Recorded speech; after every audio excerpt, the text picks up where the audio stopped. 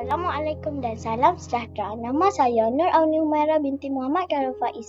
Saya merupakan murid dari kelas 5 USM, Sekolah Kebangsaan Sungai Dua, Butterworth, Pulau Pinang. Kod sekolah saya ialah PBA 2024. Saya berumur 11 tahun. Tajuk buku yang saya pilih ialah Miss Manja Perfect A. Miss Manja Perfect A adalah sebuah novel remaja karya I. Maisarah yang diterbitkan oleh Blink Trading pada tahun 2021. Novel ini mengandungi keseluruhan 112 muka surat. Secara ringkasnya, novel ini mengisahkan perjalanan seorang gadis manja bernama Cik Habibah binti Zahidi atau lebih dikenali sebagai Cik B yang hidup dalam kemewahan dan kesenangan. Cik B memiliki segala-galanya, kecantikan, harta dan teman-teman yang sentiasa bersamanya.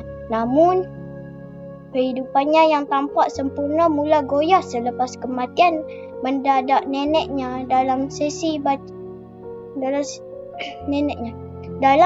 bacaan wasiat. Keluarga Cik B terkejut apabila mendapati mereka hanya mewarisi batu bata, bukan harta yang dijangka. Lebih mengejutkan, Cik B turut tersenarai sebagai pewaris, tetapi dengan syarat yang perlu dipenuhi. Untuk mewarisi harta tersebut, Cik B harus menjalani cabaran yang mencabar seperti mengulang kaji pelajaran, mengubah gaya hidup dan memperbaiki penampilan.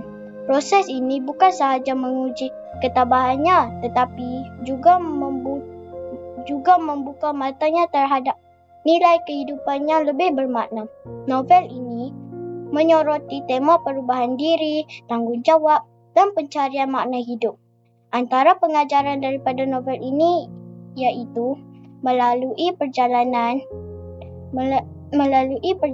Cik B, pembaca diajak untuk merenung tentang pentingnya keseimbangan antara duniawi dan rohani serta bagaimana cabaran untuk membentuk karakter seseorang. Dengan gaya penulisan yang ringan dan penuh pengajaran, Miss Manja Perfect A sesuai dibaca oleh golongan remaja yang sedang mencari inspirasi untuk berubah ke arah yang lebih baik. Sekian, terima kasih.